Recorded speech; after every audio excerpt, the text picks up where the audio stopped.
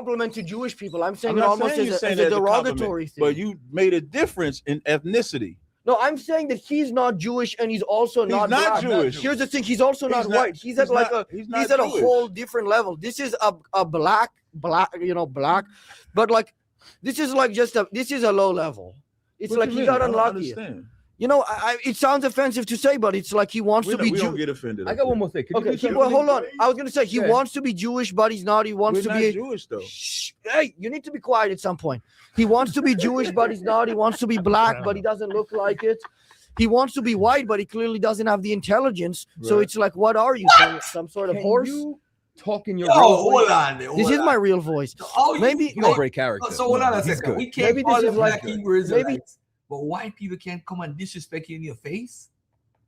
Listen, He's offended if I call him white. listen, I'll sit down there, and if I'm having an intelligent conversation, and that man chooses to go that route, I'll slap him hard and quick.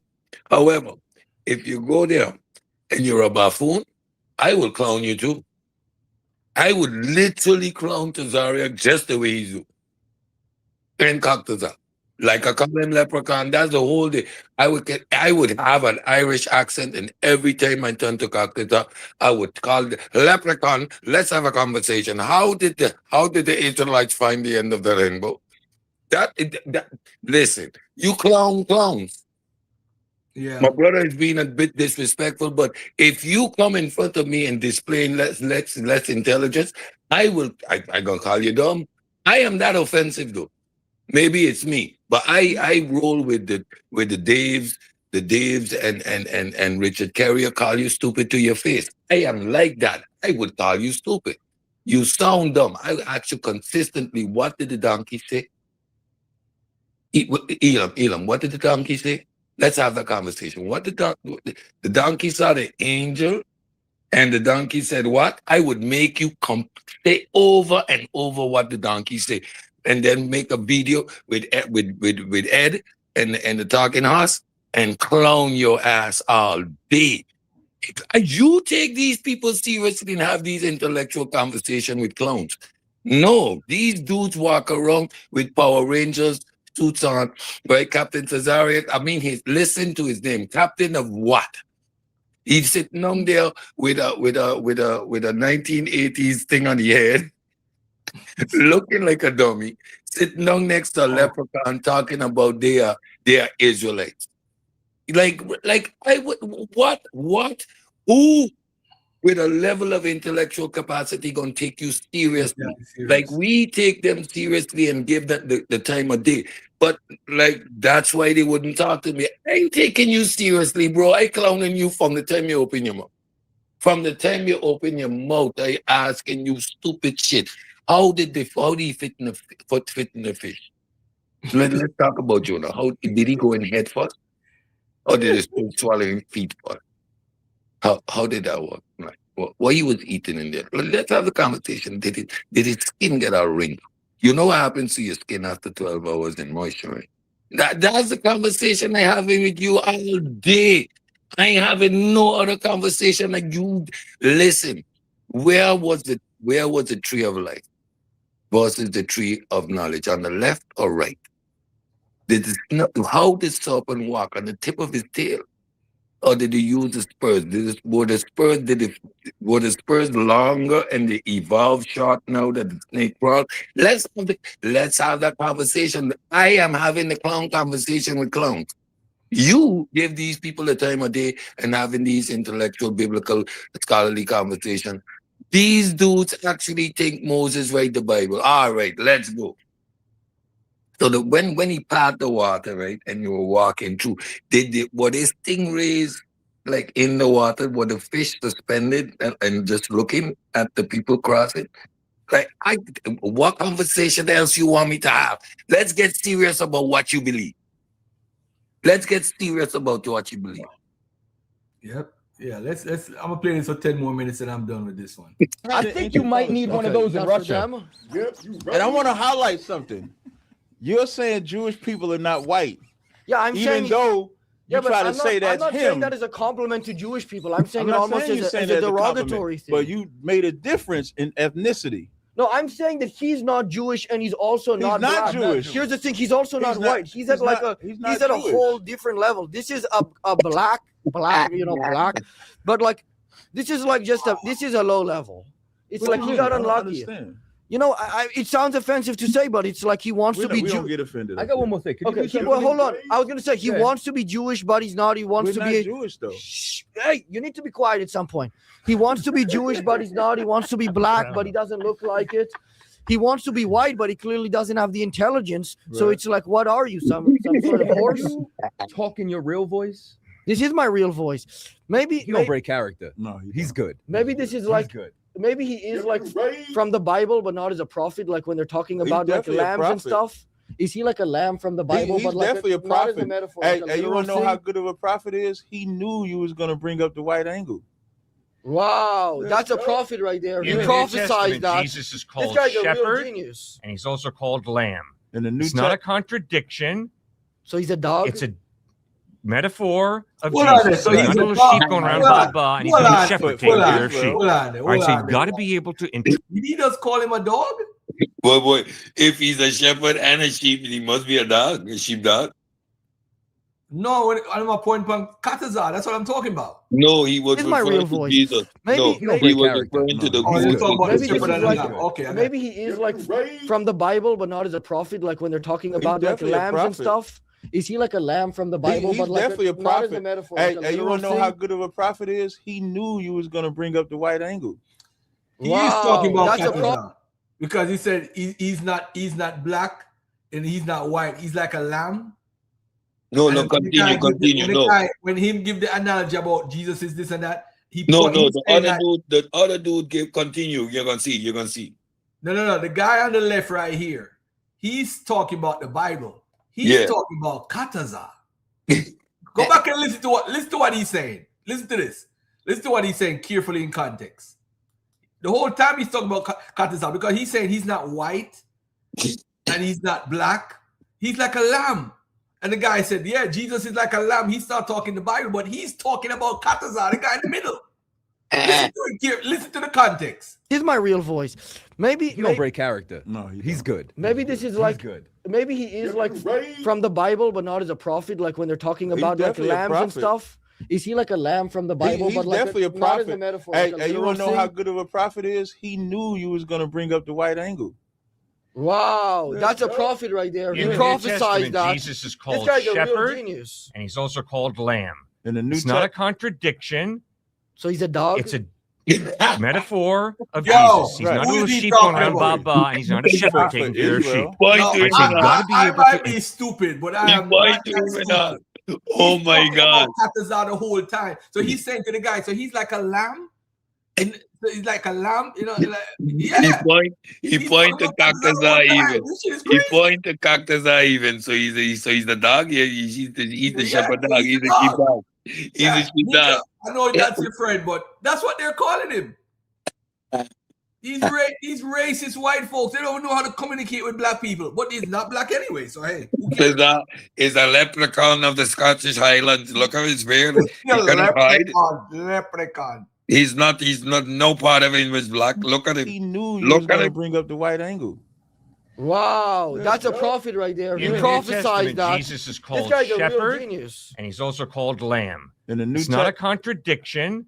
So he's a dog. It's a metaphor of Jesus. He's Right. not a little sheep going I around agree. and he's not a shepherd For taking care of sheep. Israel. All right, so you've got to be able to interpret fairly. Now, how do you interpret? You interpret by respecting literary style and by reading in context.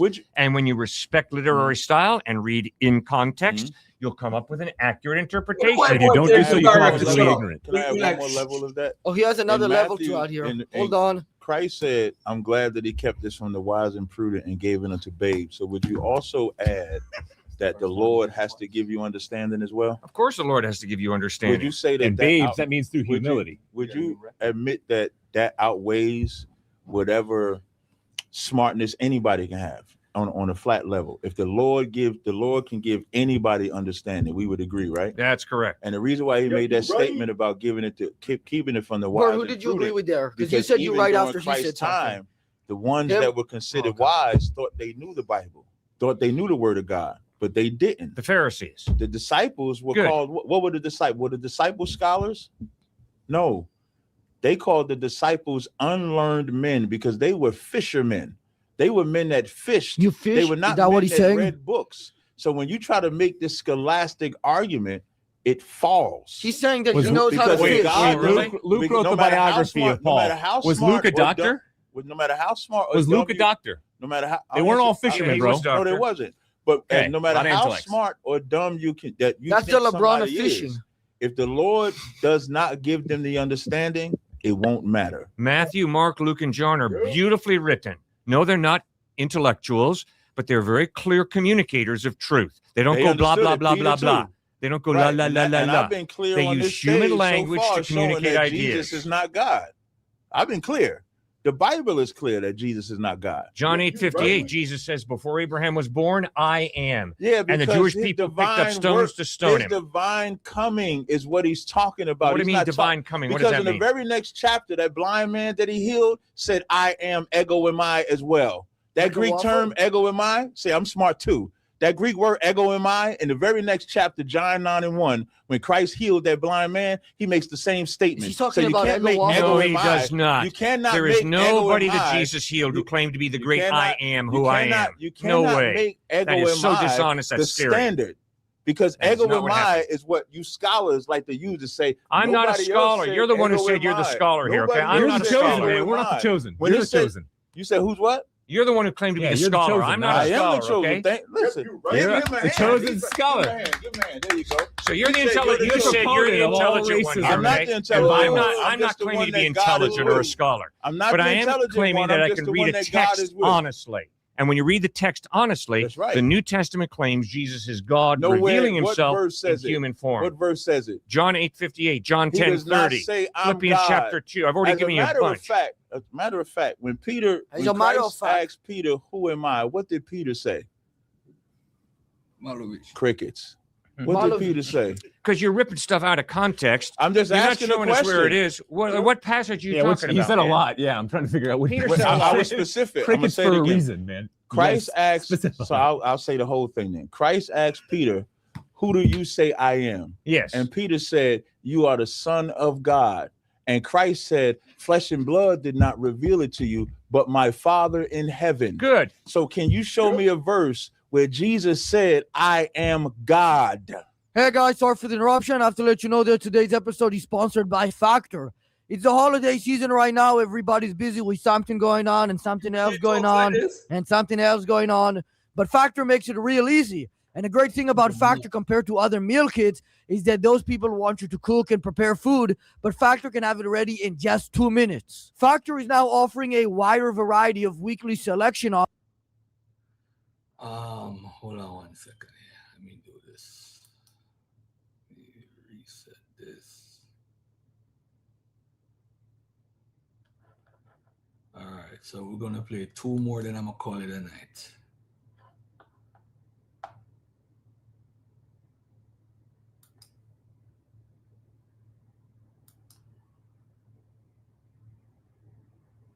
I mean, like, that's news This to is me. why I say y'all the same white. That's why it's good for No, y'all. no, he was like the because host You white. called on him Very for help. skeptical. Like you called on. This is what Jewish people do. What you just did. Well, I mean, is like, what Jewish people do when they ask Trump for help I'm in the being war. neutral, 'cause you I'm couldn't gonna beat have- me. I'm gonna have your- You couldn't beat me in the debate, so you ran I'm to your gonna- dad. I'm gonna have your back on some things. So basically, it's like I'm this. just sharing my honest The only opinion. time that blacks ever No, no, had I any want sort of your opinion. rulership. I'm just glad that he actually Okay, let me fair answer with you you guys. then. Let me answer you like a scholar would. Okay. I The wasn't only asking time, you a question, the though. only time that I know if blacks had any sort of rulership in Europe were the Moors of Spain. Why did they call them swarthy? Why did they call them the Douglases? This is Why like did they news call- to me. Why that, did they like, call one of the kings all of a sudden, black? Why what's did they that call show one- on Netflix? It shows all the people black. Yeah. Why the- did they call what's one it of the called? kings Black Boy? I don't know any of this show. It's like Upton Why Alley did they or call something. one of the kings Black Boy? Why did Ben Franklin say we don't want America to be black like Europe was? They make these statements because did that's Franklin what it say was. that? Benjamin Franklin made that statement. Is what? Yeah, that we don't want America to be black like Europe. That's what they said. You made that up, Really? Cap. Yeah. So you're telling me the time of Napoleon Bonaparte, Europe was like black. Yes, when we say black, like you see, like America is predominantly white, but there's other ethnicities, of course, in Okay. America. So I'm not saying there's no white people there, there's no other type of people, but we were ruling, and it's just as simple as when You're Rome saying during fell, You think they were like the Bonaparte. primary rulers? Yeah, I mean, it's like- not. so It's like not their when prime Rome- debate today. right, Obviously, Hold on, but- Benjamin Franklin, though, right? Yeah, Benjamin Franklin. So anybody can Benjamin look that up. Franklin was a contemporary, roughly, of Napoleon Bonaparte. right? Okay. So, but Napoleon Bonaparte a little bit even before. Read all the paintings. So of the him question that I have to you, during the time of Napoleon Bonaparte, you're saying that black people were ruling in Europe. Yeah, black people were in power. In Europe. Just like you ruling. can have What is that show called? So as You know what I'm America, saying? as America as a country As much as had what's much called a as black Fine president Lex for a time. feels like I hate him. I'd rather him do these interviews than Captain. Captain don't know nothing outside the Bible. Yeah, no rulers. It is sad. It's to teach in 2025 that ignorant Priest idiot. Daniela teaches this too. He teaches this. He got a whole With presentation. begging your question reasoning. Yeah, but why they call black? What? This is sad. What? The Black Douglas argument, and it's like, Yeah. Oh my God. You know what's crazy is only them that's saying that, and then when they speak on it to other people, they're gonna be like, "What the hell?" They already know you're not. You don't know what you're talking about. You're so dumb. Stupid. Now you make them know that you're stupid. Now they're gonna every time they see other Israelite or people like him, they're gonna be like, "Oh, they dumb." Yep. That's exactly how I treat them. Oh, you ignorant Israelites, especially when I see them pop their head up here. I'd like not here with that nonsense. They run away. Somebody sent me this video, right? And they gave me a whole critique of the entire video. You wouldn't believe the amount of pseudo stuff that was repeated on this video. And he thinks he's telling the truth because he heard it from ISU. You think he's deep? Yeah, that's what they said. Go back a little. Really? So you're telling me the time of Napoleon Bonaparte, Europe was like black. Yes, when we say black, like you see, like America is predominantly white, but there's other ethnicities, of course, in America. So I'm not saying there's no white people there, there's no other type of people, but we were ruling, and it's just as simple as when you're Rome saying during fell, Napoleon like Bonaparte. the primary rulers. Yeah, it's not a prime debate today. Right. Hold on, Benjamin Franklin, though, right? Yeah, Benjamin Franklin. So Benjamin Franklin was a contemporary, roughly, of Napoleon Bonaparte. Let me stop this for a minute. Give reverence to my brother 93. What's up, 93? How you doing? Happy New Year, bro. Rob Bourne, what's up? What's up? Peace to everybody. Peace to everybody on the panel. And yeah, it's 2026. You know, they just got finished shooting around my house, so I can come from under the bed. And shout out to everybody. Garfield, you know, I did a video on that Benjamin Franklin thing a long time ago. But did Benjamin Franklin literally say that, or he said something about their skin tone? He said they was dark. He called them dark. Yeah, he called the French, the Swedes. He called Germans dark. So it's the thing with white people is their dark is different than our dark. Like Bob Marley is dark to a white person, so a tan is dark to them. For us, somebody like I don't know, Seal, Kataza might have been called. He might have been called Suarez, but he got a red beard though, so I don't know. So English people, it's they have a thing in their genetics that makes them extra white, right? So especially like I can tell by watching a tourist, literally, and tell, okay, you're from England, because they have this like extra white thing. So in Europe at the time as well, the aristocrats used to actually paint themselves white, right? And those were the people that were white. The rest of the civilization, Europeans, were just serfs, right? In the Americas, the regular folks, these intellectuals, Benjamin Franklin and these people, they wanted to be quote unquote white. So what they meant was they wanted more aristocrats than riffraff. Yeah, and hold on. And also consider, you notice anytime that, especially back then, when white people they was worried about people assimilating or people coming to take over, they always had to darken them. Like them people were not dark at all, but they were worried that those Europeans would come over and not learn the language, would not assimilate, but they end up doing that. And then the later ones, like Irish, Italians, and Jews, they were called dark until they assimilated. Now they're not. Now they're white, so they had to earn their whiteness. But up until that point, they was dark or damn near Negroid. Because white was a I know. status Hold on, held Cedric. by the aristocrats, right? The Southern belles, they were white because they exhibit European sophistication. Let me add on and say this. One thing we're leaving out about the British is that they thought they were the ultimate white people. Everybody else below them was not white per se. And these descriptive words that we're using and adjectives are white people describing other white people. Exactly. What people forget. Because remember, and this prove what Captain Tazaryach is saying about the population, just like how America has white and black and different people. The issue is in Europe, what Benjamin Franklin is describing is white people, but he's calling them swarthy because they're not as light-skinned as the people who live in the northern parts of Europe, like England. Yes. So what they're doing is, and then these white people calling you, they say, "Oh, you got a black complexion, but you're also white like them, but you're darker than them."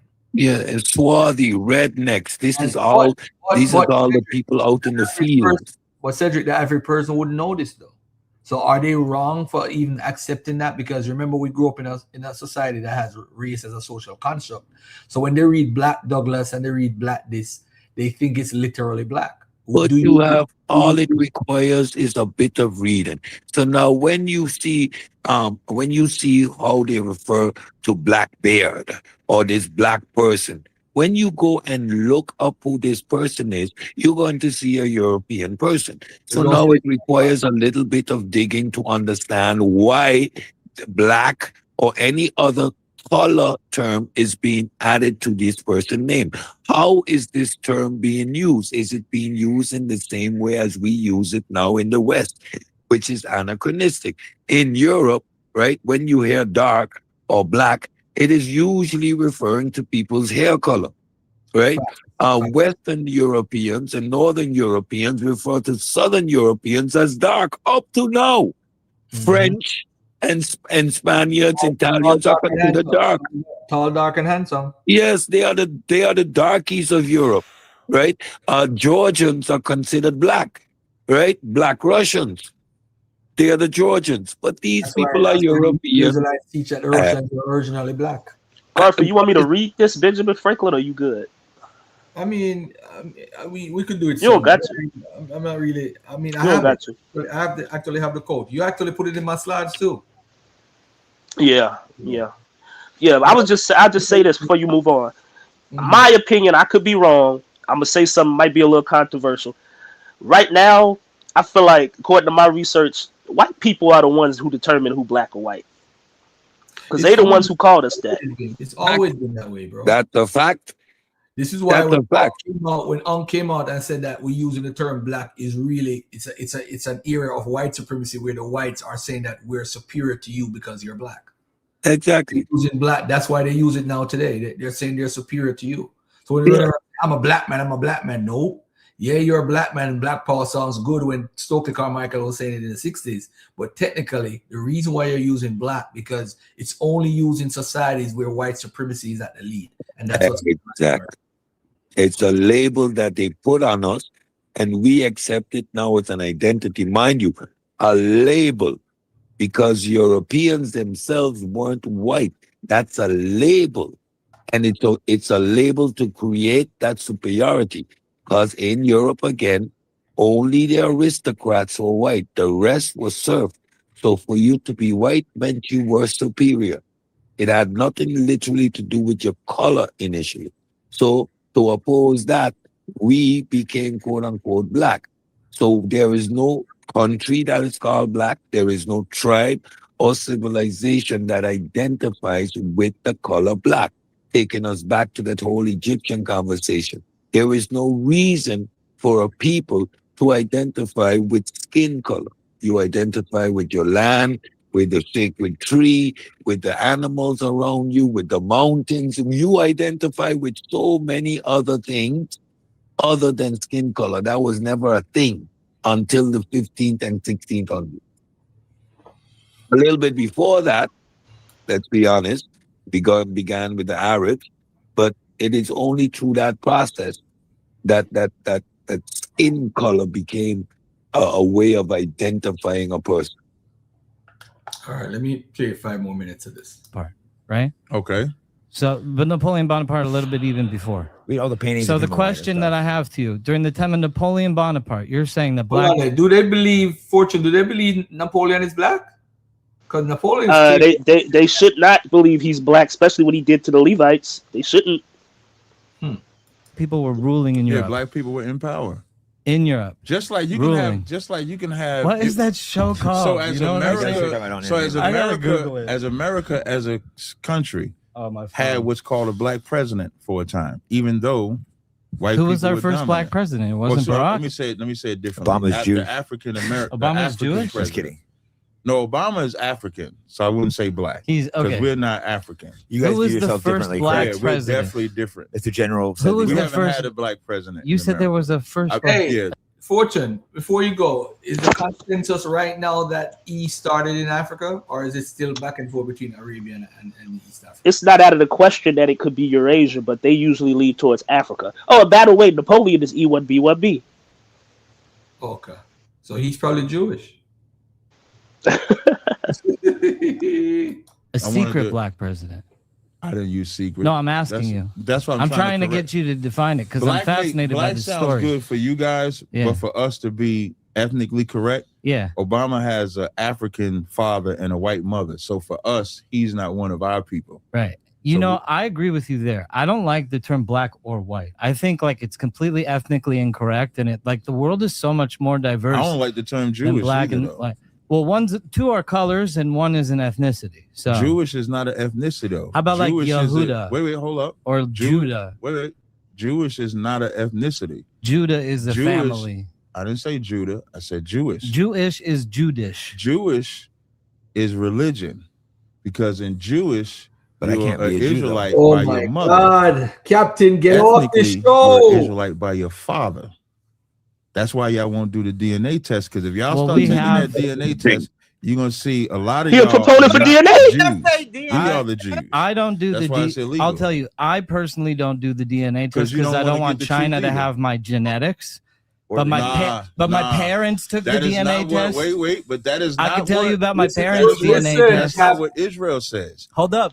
Clip In this. my parents' DNA test, my mother says 100% Ashkenazi Jew. It's unbelievable. They have an 100% white. actual Why genetic. aren't those allowed? Why- They why have does an it say- actual genetic marker. And my mother is a Bas Kohen, which means that she's an Ashkenazi she's Jew not. from the tribe of a descendant of Aaron the priest. My How grandfather. could, my, that don't even make sense. it does, though. No, it doesn't. How can Well, you to you be- it doesn't because how you're not can- Jewish. Because how can you be Ashkenaz and Shemitic? I'll tell you. Because Ashkenaz is a Japhetic tribe. it's like. So think about what you. Hold on. I'll one tell second. you. I'll Oh explain my it to you. God! Let me Oh answer. my Think God! about what you're saying. I'm about to scream at this. Oh my God! Jesus Christ! Oh man. Jesus Christ, Captain! They believe Ashkenazi comes from the term Ashkenaz in the Bible. It's it's Rashi, one of them 10th century rabbis that's called the area Ashkenaz. And that's why they started calling them Jews, Ashkenazi Jews from that region. And all it is, Cedric and 93, black men go around and sleep with white women. That's all it is. Or Levantine men sleep with white women in Europe. That's all it is. All it is, nothing else. But that's the only way to maintain your genetic fluidity is by bringing people in, right? And that's the whole process of becoming how you say you can converts. So they marry people into their religion, but that doesn't mean that the root isn't the same. Hey, you know what's important, 93? The fact that Jews and Israelites on a whole, culturally, they were endogamous. They would have sex with their third cousin, their second cousin in this. This is why I know that there weren't any communities in West Africa like that. There was a little bit, but there wasn't around as a maximum to have 12 million or 10 million or 5 million or 4 or 3 or 2 or 1, because they would sleep with themselves. So they would have kept their culture. They would have been speaking a Judeo-Arabic language. That would have been their language. But with these people, I don't know, man. I don't know. People send me a review. Biblical DNA sent me a whole review of this whole dialogue. And I'm like, bruh, I can't believe Cap said this. So that's why I know when to go, which markers, 7 minutes and all that stuff. When you're talking about DNA, you're talking about genetic markers. Yeah. So if you marry the DNA of the science with the genetic marker, with the Bible, when the Lord divided the nations in Genesis 10 and 32. To 70 nations. When the Lord divided the nations. Yes, in there's Genesis a kingdom 10, of Ashkenaz. When you talk, I know you're trying to distract. Yeah, let him finish. So then when the you'll go Lord a minute. divided the nations in Genesis 10 and 32, the Japhetic line had their own line, so they would have their own genetic markers. Yeah. Shemitic line have their own lines, so they would have their own genetic markers. So if you take a DNA test that says you go back to Ashkenaz, that's a different family line than the family line that the Israelites come from. So you can't be from the family line of Shem and the family line of Japheth white Jews, genetically because if I you wanna see believe how in the Bible, stupid they because the are. Lord divided them. Can I tell So he you? believes in can I genetics respond? now. Yes. So I'm not descended at all from Japhet. The You said your kingdom mama of, is, though. No, hold on. Listen to me. I'll explain. My line of Ashkenaz, my claim of Ashkenazi is like the same of how I say I'm an American Jew. Like I put America before Jew. It was the kingdom that I'm living in and before, and as a Jewish person. So it's like being an American Jew. But in the time that at the time that the Ashkenazi Jewish community was established, the very first Ashkenazi Jewish community was established by King Solomon as an embassy outpost, and he had 400 families from the tribe of Benjamin made that up. go there. He made it and up. actually Berlin. Right there. That is some pseudo nonsense. No, what he's repeating though, just for the audience sake, what he's repeating is stuff that they made up during the Talmudic time periods. The rabbinic Jews made that up because I hear Israelites repeat this, that Solomon sent people to Spain and all this stuff. I'm like, what the hell are they talking about? These Man, rabbis made up a lot of shit, but the Ashkenaz stuff though, that's around 10th century of the Common Era. listen, they got Jews that went into Barcelona, those who started the wine fields. Everywhere you see in southern Europe, vineyards especially, it was these people that left that Palestinian area, right? And they formed their own communities in these areas. And next to that, they have traditions of trading posts and businesses established all throughout these other civilizations from way in the past. But as Garfield said, they maintain their culture and their tradition by keeping pretty much to themselves. With all the consequences of such. This is just weird. If you notice though, with the Ashkenazi though, 93, they have a diversity of different markers more than probably any other group. I could be wrong. They have R1B and I think they have R1A. I might be wrong. They have E1B. Yeah, they definitely converts. I ain't gonna lie. Yeah. They got all the haplogroups, dude. They got E1B1A. Yeah, they got E1B1A too. It's crazy. All right, let me play a couple more minutes. Wait, Garfield, when did he become a DNA guy? This is crazy. Yeah, he showed me his DNA. I'm not gonna reveal it, but he showed me his DNA. But he's talking to them as if he almost talking the Yap Gang thing, like they all got different lines and what? Okay.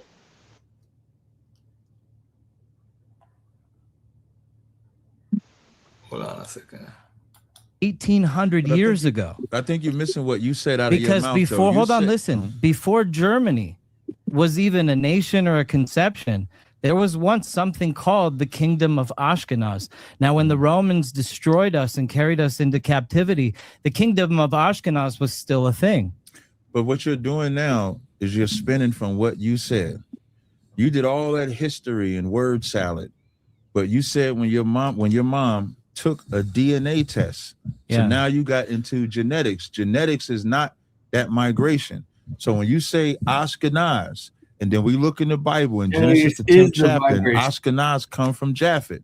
You can't have Japhetic DNA and Shemitic DNA. How we You make gotta that come have to one or what? the other. I'll tell you, it's kind of like this Tartarian thing, you know? Wait, before you say that. So like when black people go get their DNA, if their DNA traces, for the most part, they say they came from like the west coast of Africa or something like that. And then they got like E1, B1 markers. You got L markers and stuff like that. So there's genetic markers that they say make up white people, genetic markers that they say make up black people, Chinese people. Live stream. Hold on, we're cutting the live stream. Yeah. You don't want too All much. right, hold on. Announce it. We're gonna save this. The rest of this conversation is Jake's conversation. Yeah, it'll be up next week. So you want for the podcast? Jake, give a plug for your podcast. We're about to go right live. back there. We're gonna watch it there. It'll be out next week. It's out. We're about next to get a week. lot hotter too. I got some good questions It's coming. gonna be good. Turn up. I'm about to turn this shit up. Nobody's beating the shit out of anybody. I told him I'm not gonna help if he starts beating his ass. Because it's flipping live. Your ass would be on camera. I'm not fighting 5 black dudes. Your ass would be on camera. Motherfuckers. I don't like you that much. Okay. Anyways, they got Jake's here. maybe. UFC champion. That's right. Is in the room, so nobody's like beating 5 of them, anybody's bro. asses. Sorry. I said I'd be impressed if he Jackie Chan'd everybody in the room. I think he's still capable. We're not gonna fight. You know, I'll say this. We're not gonna fight. No, God forbid. But I'll say this. I want to say this live before I tune off, so that my audience can hear it. Okay. What do you want to say? I get a lot of these. To get extra. I got a lot, yeah, because my Jewish in me. I'm always trying to get that extra couple minutes. I got a lot of my Jewish fighters and UFC fighters in the DMs that always hit me up. They're like, "Oh, I want to fight Jake. I want to fight Jake." I just want to say right here, this guy right here is like so next level in the ring. Don't do that, guys. Yeah, I'll fight any Jew. You're gonna make us look bad. This guy is like 5-time champion. He's older. He's like older than all of you. And so the way that the Torah works is that it used to be by the father up until the first exile. You have to show that. During the time of that's in the Talmud. During the time of the first exile, during the time of listen, the Talmud is like this massive encyclopedic volume of knowledge. For you to just discount it is a sign of ignorance. It's not about discounting it. When I'm saying then what does your mean? My is you can't change what God said. We are the 12 tribes of Israel. Those are all 12 men. There is no tribe of Dinah, right? There is no tribe of no women. Do you know where Dinah? Do you know where Dinah? Do you know where Dinah is found? Her lineage, actually. Don't separate. No, well, you're making a claim. There's the Bible, not a tribe of Dinah. Dinah married into the tribe of Yosef, actually. It doesn't. Once she married a man, her daughter Osnat married Ephraim. That's fine. I didn't say that she didn't marry nobody. I'm just saying, like, you don't know the lineage. So Ephraim, Manasseh. Why do I know the lineage, Naphtali, but you don't know Benjamin, the lineage if Levi, you're the Jew and I'm not? All of them, because what you're saying, the still doesn't give a tribe of Dinah. Okay, I want to ask you a question. Wait. I just want for the record. He cannot show any book, chapter, verse. I will that you're right a Jew according to your mother. I will he has right to go now. to the Divrei Talmud, Hayamim. which is not Nope. the Bible. I'm going to tell you right now. Divrei Hayamim, the Book of Chronicles. We're going to go down a rabbit hole in the Book of Chronicles. Yes. Have you ever heard of the term the Reish Galuta from the Bible? It's in the Mikra. It's in this Bible. Talmudic talk. The first Reish Galuta. Do you know what his name was? What's his name? His name is Zerubbabel. Zerubbabel. What's the scripture you going to in Chronicles? Zerubbabel is the grandson of Tzidkiyahu Melech Yehuda. You talk about Zerubbabel. Yeah, his name is Zerubbabel. There's no V's in the original Hebrew. That's something y'all There changed is. when you bastardized. There's a bet and a the bet. V came later. There's no V's in the original. So you read Hebrew? I wouldn't put myself as a scholar on it. I'm a scholar of Hebrew. But I know that there's no V's. There was no Where did V's. I get Hebrew from? Is it an African language? Where did I learn it? If it's not the language of the Bible. Hebrew would be. I didn't say Hebrew wasn't a language in the Bible. So then why do I know it? Why was it that bastardized version of Hebrew that you guys have? Why? How do you know that it's bastardized if you don't even know what Hebrew is? Because Hebrew became bastardized when we went into the first captivity. But then why don't you speak Hebrew? You got to Hebrew? hear the answer. You got to hear the answer. Let's put something a little less technical for a second. I know some of the people. This shit's great. Let's hit something a little more, because some of the audience gonna get confused here. I think some shit. There's something I stumbled across. I found really interesting. Through Bible verses. Okay. Sorry to change directions. I know this stuff is No, the details. Some of the audience might get lost. Some of this shit. This was. Let me try these verses because they were kind of it threw me off a little bit. Something about the Jews. It wasn't say. Let me see if I find it. Jeremiah. There's a couple different verses. 17:14 says Israelis would serve enemies in a land they know not, losing their heritage. What verse are you reading again? It says Jeremiah 17:4. Oh, okay. Saying Israelis would serve enemies in a land they know not, losing their heritage. And that, to me, I'm trying to be neutral, but that was like, whoa, that was one. I'm gonna have things for both sides, but that seemed to definitely favor the black people, because black people were taken serving an enemy in a land they don't know. There was one more that was very similar. That was the other one that was that's actually a good scripture. It says, and even thou shalt discontinue thine heritage. Oh, here, listen to this one. How do you say that? Deuteronomy 28 says Israelis will be scattered by ships to serve enemies in a land they know not, with iron yokes on their necks. People sent me these things. And has that happened? You know what's confusing with Jeremiah 17:4? If they discontinued from their heritage and they didn't know who they are, how is it that you want to claim that Wida is Judah? How would they know that Judah, if say, for example, it is true that the Wida is Judah of the Bible, how would they know if they discontinue their heritage? How would the people put all these stuff in West Africa that y'all claim, these stupid claims? How would all of a sudden they remember if they were discontinued from their heritage? You can't claim both. You got to be on one side. You can't be on both sides. Also, Garfield, how did they displace the native population? It become more numerous than the hunter-gatherers in West Africa. Facts. All right, let me go back to this scripture right here that I'm out of here. You at work, 93? Or are you home? Nah, man, I'm on vacation. Happened to you guys? I mean, like, we went through the Holocaust, not on ships, but I mean. Okay, but if this says we shall be brought into Egypt again with ships and sold for bondmen and bondwomen, that didn't happen to y'all in the Holocaust. And it says no man shall buy you or redeem you. So y'all were redeemed, actually. When the Holocaust happened, they had World War II, and they redeemed you guys. Then they displaced the Palestinians for you guys. Do you think that like all of everything that's happened, like there's like no blessing from God? There's like no. Before we get to that part, I just want to see how, because I just think that question the scriptures. You want to go into it? Let's read it. To me, I found that very interesting. It said there was two of them. I found. Yeah, Jeremiah I'm going to answer. 17:4. Jeremiah 17:4 first. Okay, we're going to start with Jeremiah 17:1. Right. 17:4. It says the sin of Judah is inscribed with an iron pen, with a hard metal fingernail, etched into the tablet of their heart, into the corners of your altars. As they remember their children, so they remember their altars and their Asherah trees, besides leafy trees and upon lofty hills.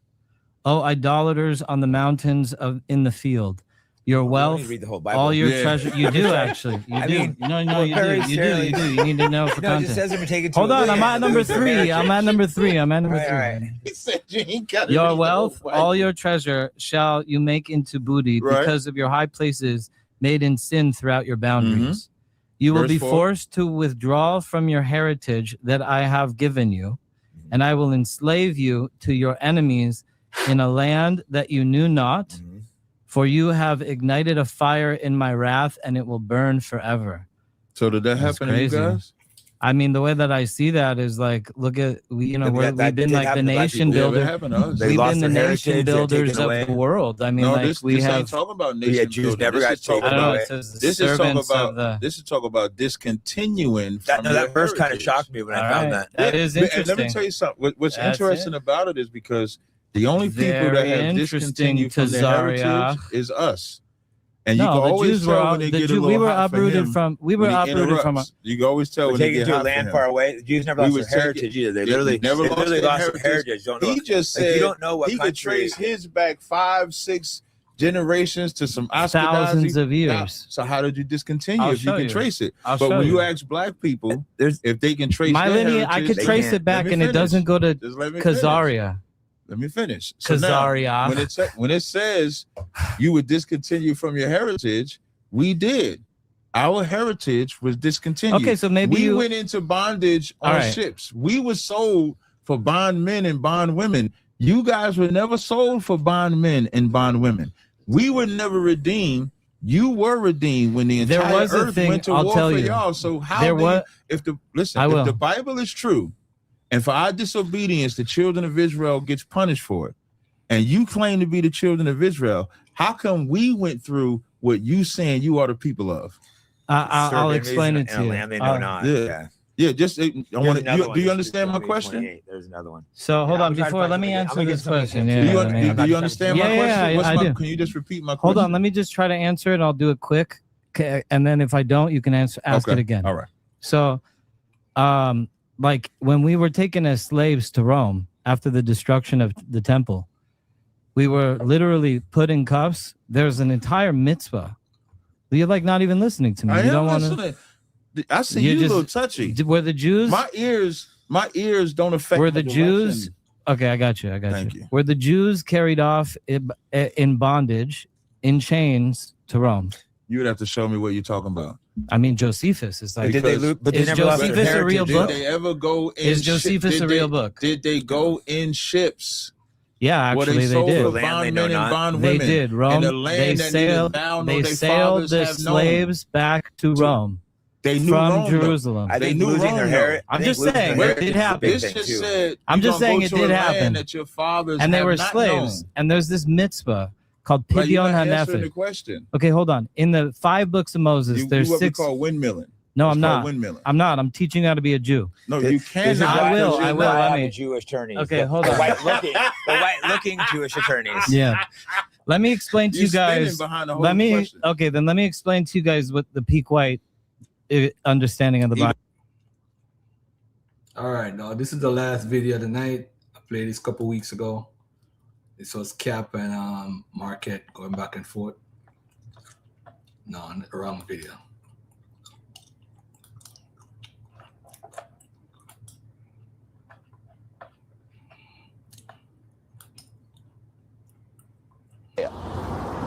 So now when they move, all of a sudden now.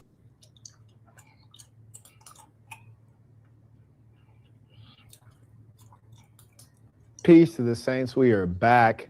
We have a legend within. Way. And so it's not so much that you need. So Mika, so that means when he had this conversation with Cap, he knew exactly what his plan was. His plan was to embarrass Cap because Cap made that video 5 months ago. So that's where it all stems from. Well, he made it seem like he got a phone call, and then that's how the conversation. Well, the conversation happened because he DM'd Tazaryach like an hour before. But I'm just saying, dude was lining Tazaryach up and he didn't even know. So this conversation, because now that he makes the other video trying to expose him, trying to play the old videos from 10 years ago with Tazaryach and his wife and all his foolishness with Polite. I didn't appreciate that from Market. I didn't appreciate that. Once he took it there, I lost my respect for him for that. It written down, like even the Bible says the law will be written in our hearts. So I don't necessarily need the law I don't have to read it every day to follow it, but I had to get to that point. So that's the importance of understanding who you are, because Black people, for the most part in America, when it comes to their identity, they don't have none. They don't have no culture. So you have to read, just like anything. You have to learn. Is that true? You got you folks on the internet say the most ludicrous things. You said Black people in America don't have any culture. Is that true? Yeah, we have culture in the sense of when you start talking about Black people with culture, you're gonna have to look at the roots of it all. So they're gonna talk about them. I had to get to that point. So that's the. Now Tazaryach said, so we do get culture. We don't have culture. But the guy said, is that true? Then he said, yeah, we do have culture. I'm like, what are we doing? Importance of understanding who you are, because Black people, for the most part in America, when it comes to their identity, they don't have none. They don't have no culture. So you have to read, just like anything. You have to learn. Is that true? You got you folks on the internet say the most ludicrous things. You said Black people in America don't have any culture. Is that true? Yeah, we have culture in the sense of when you start talking about Black people with culture, you're gonna have to look at the roots of it all. So they're gonna talk about their music, which we have a musical culture. We have this culture. When Israelites are talking about culture, we talk about the God we serve, the laws we serve. The God that most Black people serve is a false god or a fake one. Like most people. You actually went away from what So I that's asked. like a no red true herring. So I Scotsman. asked you, I challenged your point about, you said black people don't have culture. So Right. you're conceding, yes, black people do have culture. You were exaggerating. No, I'm not. I'm okay, saying, so you're sticking with the idea that black people in America do not have culture. No, I'm sticking with that because culture that black people have, music is, if you want to, okay, here's what, maybe this will help for those in your world understand. If you think music is a culture, by all means, black people have it. If you think the soul food that comes from surviving slavery and what we had to eat is a culture, then yes, we have it. For us, because our culture is our actual identity and that was taken away from us, that's why we say, so we could be talking past each other. We're not talking past each other. If you're not a linguist or a cultural anthropologist, you don't get to redefine words in general and in particular those that relate to culture. So an attempt to suggest that black people in America don't have culture because they don't abide by your made-up religion is fairly ludicrous and insulting, when in actual fact, the concept of culture has been defined quite clearly. It consists of some of the following things. This is not exhaustive. Folkways, mores, religion, language, dialect, clothing, ways of being, food, holidays, and many other things. So you don't get to redefine it because it's out of line with the fake religion that you created. What are the black holidays? Kwanzaa. I don't celebrate it, but here's my point. With regards to, no, I don't celebrate it because I have a different culture. No, don't interrupt. Don't interrupt, and don't fake laugh either. Don't fake laugh because I've seen it a million times, and don't interrupt. So here's my point. Hold on one second. Hold on one second. We already pointed out that culture had a definition before you and I started this conversation, so you don't get to create a new definition. Furthermore, I said it's a non-exhaustive list that consists of some of those things. And then you asked for an example. I gave you a very clear example. Furthermore, in my case, we practice Sasson culture. Culture is something that can be developed over time or it can be developed in a moment. For example, the fake religion that you follow, much of what it is was developed by Europeans meeting together and creating the religion. I yield the floor. Thank you. I don't know if you muted me or not.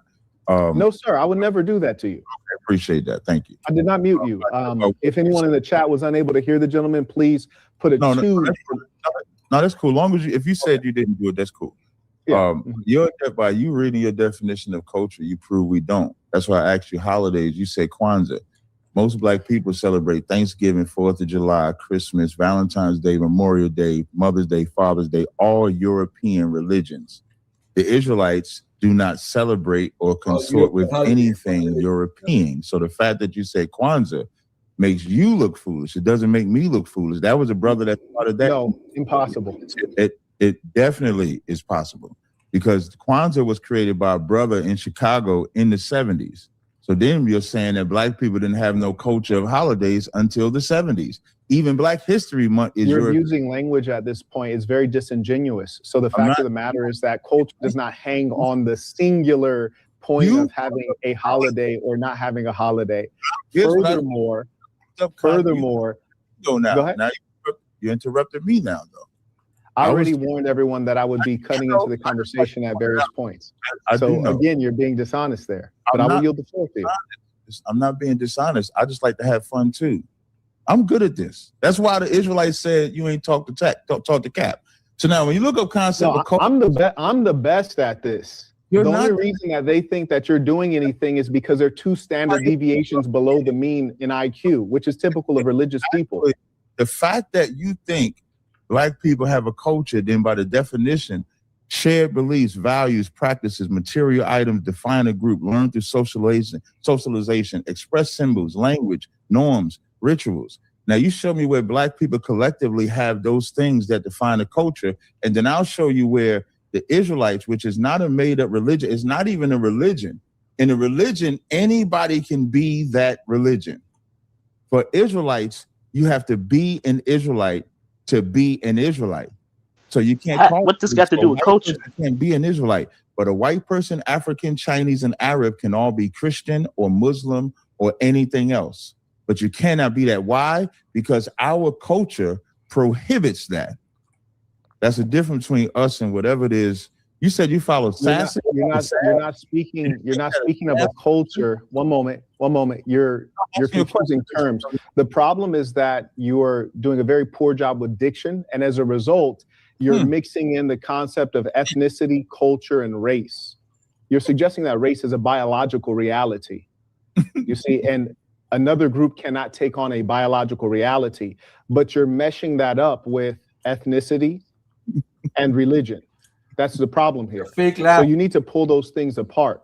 So first off, let me show you how messy what you're talking about is. Would you be so kind as to define the racial features that clarify who is a Hebrew?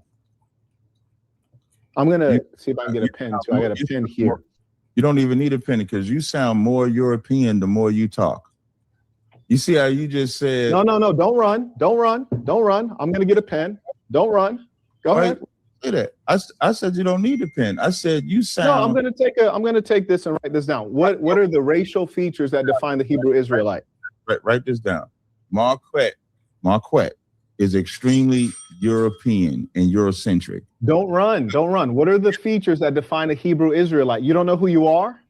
I thought you know who you are. But why are you interrupting? Who's running from the question? I want you to answer it. I just want you to write these things down. Go ahead. Marquette is Eurocentric in his thought process because according to the Bible, it does not say if you have a big nose, a big head, hair, that makes you an Israelite. Oh, what about black skin? In the Bible, it says if you are the seed of the Israelites, you're an Israelite. Only Eurocentric Europeans and those that follow him think that you're who you are by the size of your head, the size of your feet, your skin tone, your complexion. Those are all Eurocentric ideas. Those are not Israelite ideas. That's not. Can you show? So I've answered your question. Now my counter. No, you've not answered the question. So Garfield. Make sure that we can pin it down. No, 1 second. I'd like to make sure we can pin it down. So I asked you because you've defined it as a racial group. So what I'm asking you is to define the things that are observable in that racial group because you've stated that you are unlike other groups. So being that you're unlike other groups, tell me how I might recognize you. And I'll give you an example since you seem to be misunderstanding. If I were to say that someone is Samoan, I might be able to give you some metrics that define them as such. If I say that someone belongs to the Negroid, Caucasoid, Mongoloid category, I can give you some specifics. So I'm asking you, you're a Hebrew Israelite. What are the racial features of the Hebrew so that we can identify some similarities which constitute a group belonging? I'll yield the floor. I'm gonna write down what are the similarities that consist of your group. My favorite phrases is listening is an art. You use the word race. I use more so the word ethnicity. So ethnically speaking, you are the seed of your father. So example, we would see the world would see Bob Marley as a black man. We would see Bob Marley as a white man because of who his father is. So now when we have talking points, when we have general talking points, what you're saying, we'll say, well, black people look like this generally. Black people have kinky hair generally. But Africans also have kinky hair, and we're not African either. So we don't go by Darwinism. We don't go by Eurocentric thoughts and ideologies and their beliefs. We go by the seed of your father. And so you identify Israelites by the laws they keep. You might see them with fringes. You might see women dressed a certain way. You might see the feast days we keep. So now you're talking about behaviors. So you keep running. You'll define something, and then I'll assert that that's the wrong definition, and then you'll run on to something else. So, for example, Marquette, is your father? No, we don't have to run to that. What are the racial features of the Hebrew Israelites so that I can write it down? Can't read where that's an identifier for Israelites in the Bible. So we don't go by racial features. That's why I use Bob Marley as an example. Bob Marley has a black mother. I want to make sure real quick. I just want to make sure we're understanding. So you're saying you do not go by racial features, which is to say biological markers. Is that correct? No, you're saying biological markers. I'm asking you. I'm going to explain. What I'm saying about racial features, when people see Bob Marley, they call him black. Whenever we say Bob Marley is a white man, they say you're full of crap. Because when I look at Bob Marley, what does he have? Black features or black skin tone. But I it's heard that the first time. You don't have to repeat it. I'm asking you, what are He the just racial bodied their whole features doctrine. of the Hebrew Israelites? If you're saying there are none, just say that and I'll write it down. But it seems as though you're tap dancing. Are there racial features or are there no racial features of the Hebrew Israelites? And when we say race, we're talking about that which is biological. I yield the floor. Which is it? Before I answer again, can you Just give answer. You don't have to preface it.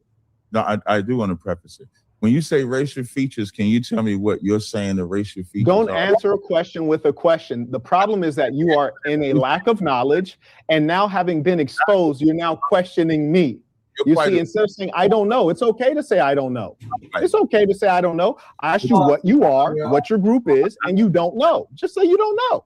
So here's why I answer the way I answer. No, you didn't answer. You asked a question. You didn't answer. You asked a question. That makes it a response, not an answer. Again, I'm a master of language. So please be accurate. Though, because I asked you a question the third time, you didn't understand the answer. So I have to dumb it down for you. That's the difference. What are the chances that you have to dumb something down? Now, what are the racial features of the Hebrew Israelites? It's fundamental. There is no set racial features for Israelites. Clip that, Garfield. No identifier where if they got this nose, they're an Israelite. They got this complexion, they're an Israelite. If they got this color eyes, they're an Israelite. That's Eurocentric teaching that you're doing. How's that Eurocentric? How's that Eurocentric? Feminists would say if their brain is this size, they're like this. How's that Eurocentric? Okay, tell me the black people that came up with this concept. Stop asking me questions. I'm asking you, how is that Eurocentric? That's what a debate is. A debate is yes, but it's your term, so you have to define your term. It's not my term, your term. So I'm asking you, how is it Eurocentric? Because the concept of identifying people by racial markers was started by Europeans. So my counter is to show me the black people that created this. If you look this way, it's because you come from this or because you come from that. That's my counter question. Go ahead. You have a counter question to me asking you to define a term that you use. Don't be confused. I answered the question. Now answer my point. You have a counter question to you defining a term that you used. But why you can't answer? You're the one running. No, now. I'm pointing out to you what you're doing. It's ludicrous. You used a term, and then I said define it. And now you're giving a counter question. Defining a term is not an argument. That's number one. Defining a term is not an argument. It's just making sure that we're sharing a lexicon to have the conversation. That's number one. Now, number two, let me explain something. Number two, there's certain things that you cannot say that the Europeans discovered it the Europeans created it or the Arabs created it. No, there's some things that are immutable truths. So, for example, if you were to look at the Fulani versus, say, the Zulu or the Xhosa, you can see racial differences, even if you look at the Bushmen. And these are subcategories of race, meaning that they have common features. Don't interrupt now. You asked me a question. Don't interrupt now. You don't have to interrupt. You asked me a question. So the point I'm making is that that's not a Eurocentric view. That's an obvious biological reality. That there are different features based on peoples originating in different lands. So it's actually quite ludicrous to claim it's Eurocentric. Now, here's the even funnier thing for someone like you. You would claim that it's Eurocentric, but everything based on your religion, which is a fake false religion, as all the other ones are as well, all of that comes from Europe. In fact, the language that you read it in is a European language.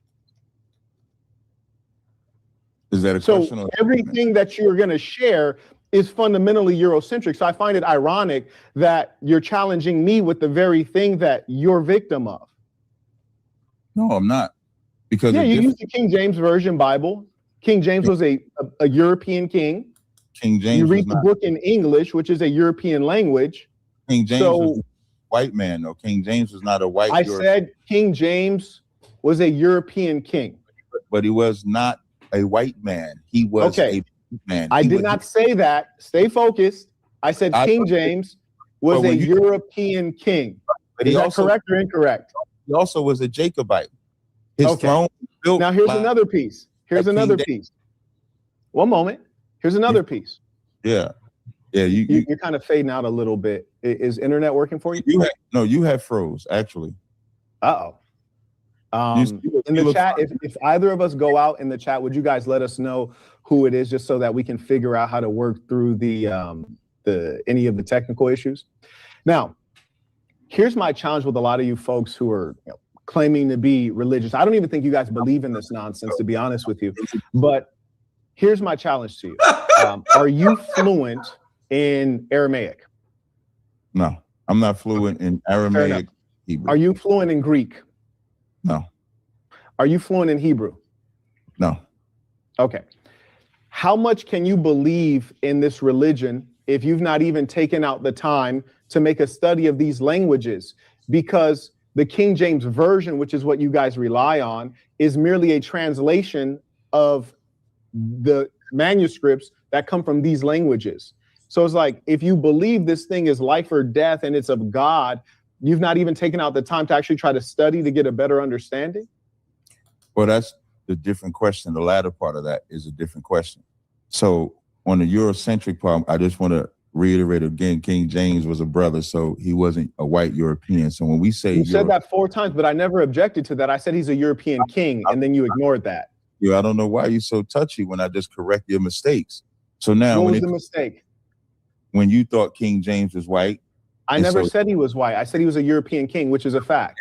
So you're lying. You have to be honest. And then you got to be honest. I didn't say he was white. I said he was a European. And that's a fact. But everybody knew he's a European king. European under the standing that he was white. So now no, you have to stop lying. You have to stop lying. He was king of what country? When it comes to the Hebrew, he was king of what country? He was a king of 2 kings. He was a king of Scotland and a king of England. Okay, great. Fantastic. Are those European countries? Yes, but is he a white? So he was a European king. Don't play word games because it makes you look disingenuous. You're playing word games. Like my audience, word games here. No one respects that. You know the semantic wiggle. Was King James a Hebrew? Yes. Okay, King James is a Hebrew. Okay, fantastic. Is he also a European king? He called himself a Jacobite. What you say? Is he also a European king? Heard what he said? He called us. I know you don't. Yeah, know that history. Tazaryach is doing really bad. Is he also a European king? He would be considered a European king because he was fantastic. So now you just clarified that I was speaking accurately. Now let's get to the real point. The question that I asked you is, if you're so deep in your religion, why is it that you've not taken out the time to study Greek, which is a European language, mind you, to study Aramaic, or to study Hebrew? If you actually believe this nonsense, why haven't you studied it? When I say European and he tried to follow after me, everybody knows. When it comes to the languages, I said I'm not an expert in it.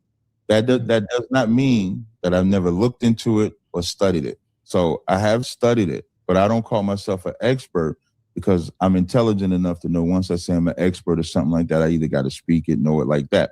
So when it comes to the translation of the Bible, and we read the King James, there's nothing wrong with looking it up in Hebrew to make sure it correlates, to look it up in Greek to make sure it correlates, or to look it up in Aramaic and just make sure it correlates. It does not stop me from properly understanding. So I don't just read the English and never go into the other languages. I do, but I'm not an expert in those languages. That's not my expertise. Now, on a Friday, real quick, to be honest though, there's a big gap between being an expert and being proficient. There's an enormous gap.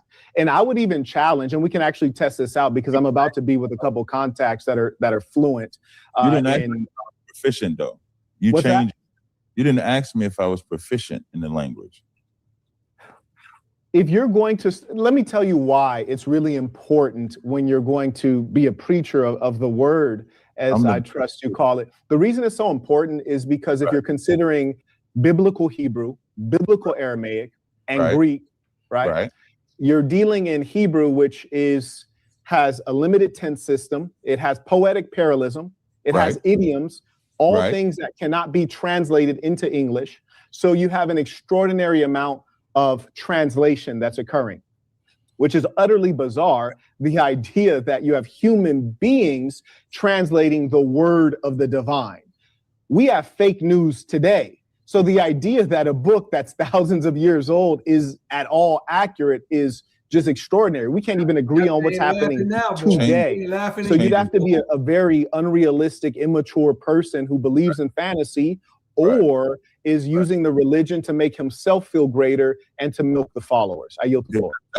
That's a horrible analogy.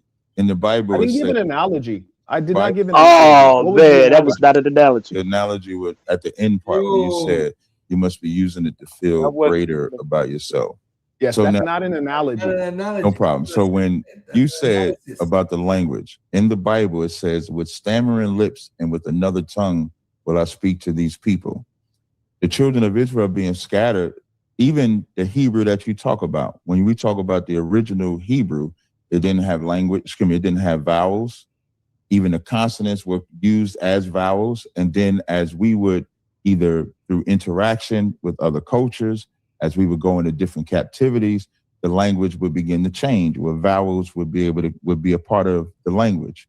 So when you go back and read it, because of the idioms and understandings, the most important part about understanding the Bible, period, in whatever language you read it in, is that the understanding does not come from your study. The understanding comes from the Most High. Anybody that has read and believed in the Bible, the Lord chooses to give understanding to whomever he wants. When Christ said, I just want to repeat that, make sure we're understanding. So you're saying the Lord gives understanding to whomever he chooses. That's correct. When Christ said, how do I know if you don't understand and you're just saying you do? How do I know if the Lord actually gave it to you or if you're lying? First, finish answering the first question. When Christ said, I'm glad he kept this from the wise and prudent and gave it unto babes. That's in the Bible. So the wise and no, you think that's in the Bible. You're not fluent in Aramaic. You're not fluent in Greek. You're not fluent in Hebrew. You think that's in the Bible. That's my whole point, is that all of your fundamentals are shaky.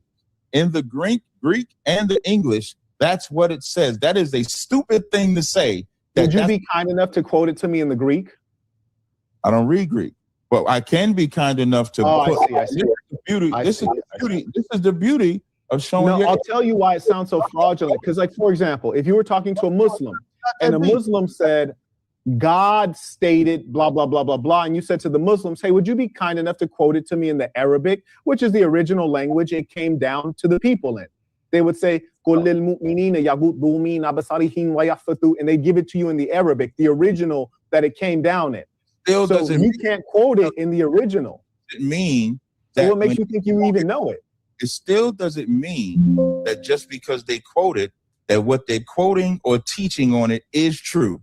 All that means is they can speak the language that is absolutely ignorant to say that just because you can speak it means you know it. That's why Christ. Ignorant is lack of knowledge. Ignorant is what you are. You have no knowledge of the three languages that are fundamental to understanding the Bible. So you're failing to concede the fact that you're not qualified. You're not a theologian. You're just a person who is utilizing this to make yourself feel better about who you are. You're using the same classic pattern we've observed in history. This is what Adolf did to make the Germans feel good. He told them that they were supermen. You're doing the same thing. I got to do that because if anybody wants to, if you're confused, they have great applications that you can find where you can go to Bible Hub and look at the Greek translation, Matthew 11:25. And then as it says, I fully consent to you, Father, O Lord in heaven and earth, that you did hide these things from the wise and learned. You're reading in English. Revealed them to babes. And then Tazaryach, you're reading in English. On the other side, you're reading in English. And then on the other side, you have the Greek that it's translated from. Okay, can you read the Greek? No, I don't read Greek, which is my point. Do you understand my point that you're relying on a human being's interpretation of a text that's thousands of years old? Do you understand that that sounds a little bit like that sounds unreliable? Can you concede that? Are you honest enough to concede that? Here's where I'll give you a point.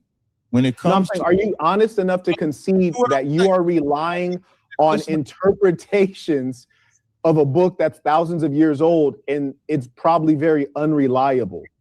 Can you concede that? That's what I'm about to say. Just hear what I'm saying. I'm not. But before you do that, I'm just saying, can you concede the fact that you're relying on interpretations and that's unreliable?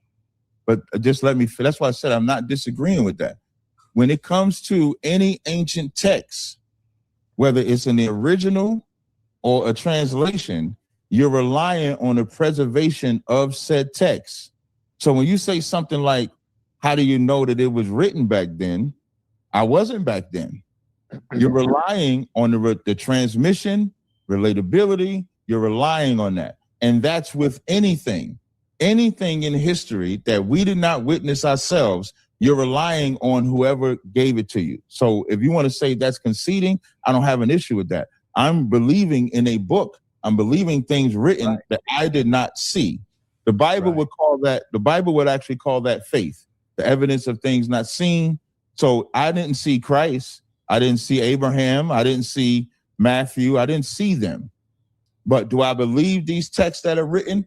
Absolutely. Whether I read it in the original Greek or the English. But the argument that you're making about the English, you can make the same argument about the Greek because nobody was there. That's a stupid argument.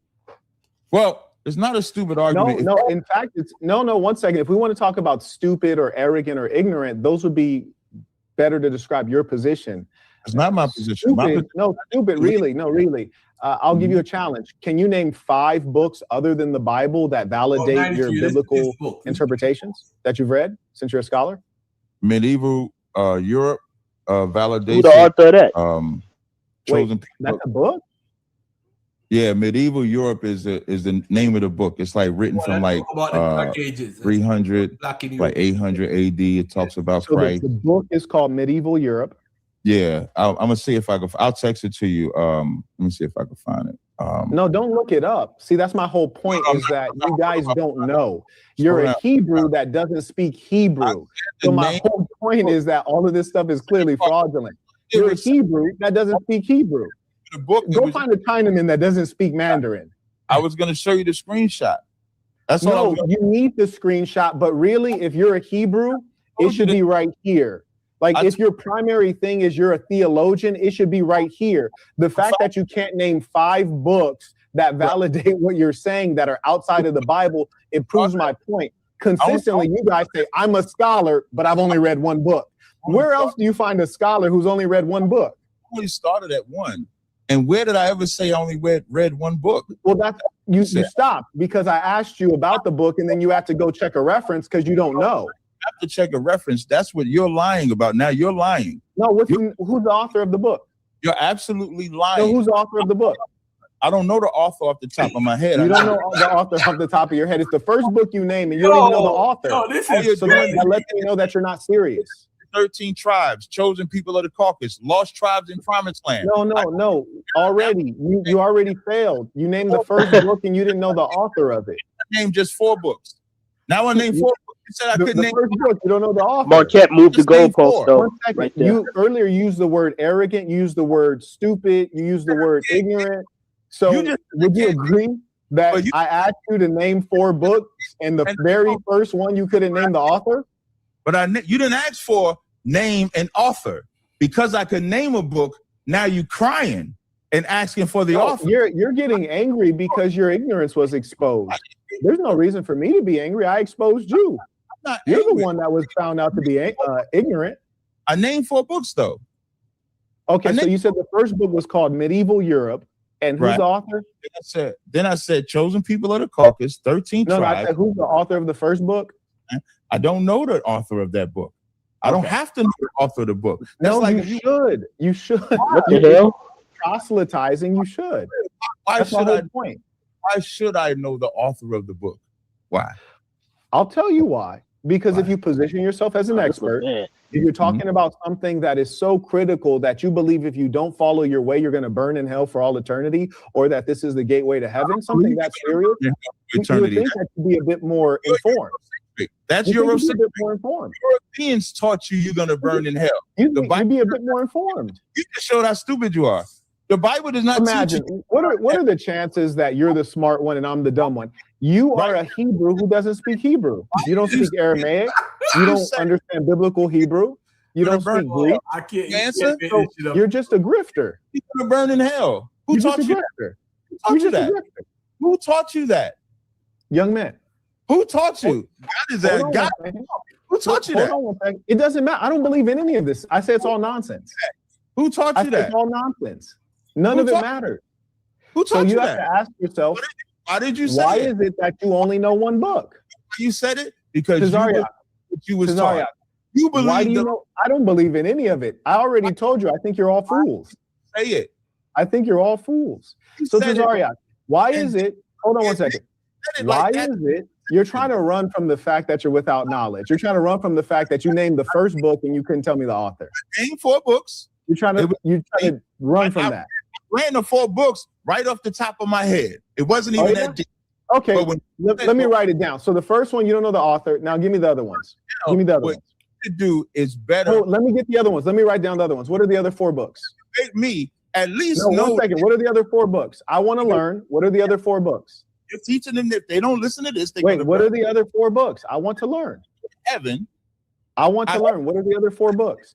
Listening is an art. You can go back. Calm down. I just want to know. I'm gonna write it down. What are the other 4 books? I'm not gonna say the books again. I said them 3 times. No. Yes. What are the other 4 books? Yes. All you got to do is go back and watch the replay because because this is Cordar conversation. Right now, you're exposing that you're either a person who was lying or without knowledge. Because we're having a conversation about your religion. And I simply asked you, I said, outside of your Bible, which you don't understand because you don't have the requisite knowledge to understand. Aside from that, what are 4 books that validate your understanding? So would you be kind enough to tell me what the books are? White man taught you. I told you the books. Okay, I'm going to tell me one more time. No. What are the books? No. Come on. You look really bad. You look really bad right now. It's okay to say I was lying. It's okay to say I don't know. But this is like a petty woman position. No. I'm asking you because I want to learn. I want to check your sources because you're positioning yourself as a scholar and an expert. We just want to check your sources. You spoke about hell, and I just calm down. What are the books, Tazaryach? I'm telling the whole world right now. You only know 1 book, the King James Version Bible. You only know 1 book, and that's why you're scared to name other books. I named the books already, but when I would like to check right now. You and your feelings. You did not name them, and I would just like to check. Just name them one more time. You got cut. Just name them one more time. You feel? I told you no already. I said it already. I answered it 3 times. Why are you so offended to tell me what the book? All right, so listen, man. I'm gonna call it a night, man. That was brutal. 2025 was funny. Sunday, I'm doing a show called "The End of Black Hebrew Israelism." I'm gonna go into that video with the vote. It was him against the rabbis. I'm gonna go into that video. I'm gonna go into a lot of the teachings. And you know what's funny though and crazy? One West wouldn't exist without British Israelism. It wouldn't. They have the same breakdown. Did you know that, Mika? Genesis 49. Did you know that? Mika awake or she fell asleep? All right. But anyway, family, I'm out of here, man. Thanks for supporting me tonight. I'll be back on live Sunday. We're going to get into it. All right? Peace and love, man. I'm out.